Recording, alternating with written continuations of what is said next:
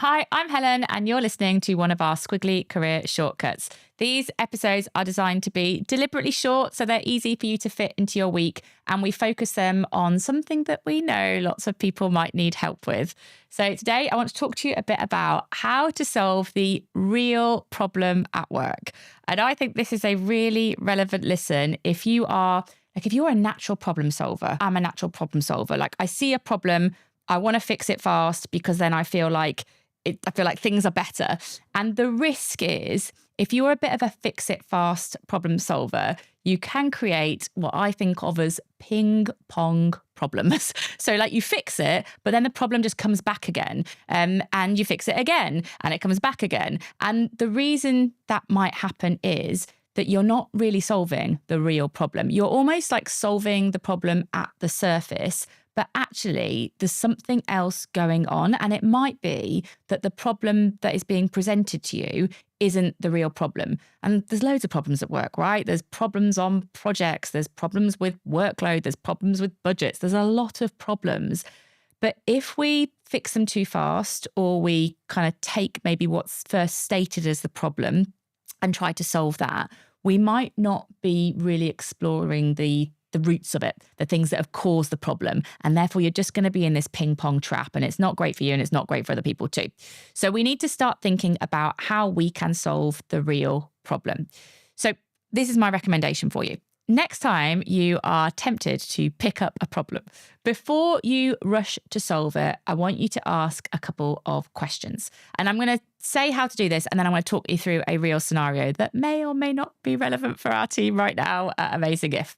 So the first thing to do is to ask, why is this a problem? So let me give you a scenario here. This is actually a real one for our team. One of the problems in my company is that we communicate on loads of different platforms. Right? We communicate on Microsoft Teams, we communicate on WhatsApp, we communicate in meetings, and sometimes lots of actions get lost because they're in lots of different places. That is a problem. Now, I could just fix that, right? And say, oh, that's a problem. I'm just going to put a rule in place that all communications need to happen on Teams. But I probably haven't solved the real problem. I've done a bit of a sticking plaster solution. So first of all, you pick up the problem. Communications are in lots of different places and actions are getting lost. You pick up the problem and you ask why. Why is this happening? It's happening because people have a preference for WhatsApp. It's happening because people have a perception that people respond more quickly on different platforms. It's happening because people are friends in our company and they're talking to each other on certain platforms, and then work comes into the conversation and it stays in that domain. You also want to ask, and why is this an issue? I think it is worth just thinking, why is this an issue? What would be better if we fix this? Just getting a few data points around the problem so you're not just rushing into solving it. Then take each of your answers and ask yourself, well, how might we fix that? So it might be, one of the problems that I mentioned there when I was exploring was that there is a perception that people respond quicker on certain platforms than another. And so, well, how might we fix that? Maybe we have a red flag in front of messages that need a fast response. So we use Microsoft Teams, but we have this red flag response. We give it a name so that people know that that particular message is one that needs a fast response, rather than having to rely on a different platform to do it. So if you take this approach, it means that you're not fixing a surface level problem. You're spending time exploring, well, why is this happening and what would be better, and why is what we did before not working now? So it is worth spending time exploring around the problem, and then using that, well, how might we, helps you to see, are we solving the right problem? And what are the other potential solutions? Now, if you do this, and I think actually it works quite well if you do it as a team rather than having a solo endeavor to fix everything.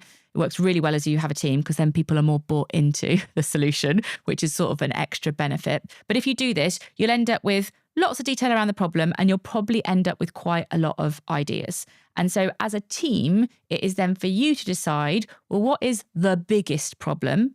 Maybe it's that the speed of response thing for my example. So what is the biggest problem and what is the most impactful idea? So you've got a little bit of filtering to do, but I think that is a much better way of solving the real problem than you rushing in to fixing it fast. So because we know that problem solving is a bit of a super skill in a squiggly career, we actually included an episode in one of our previous sprints about increasing your impact. So if you want to go more into this world of how to be a better problem solver, go to squigglysprint.com and look out for that episode.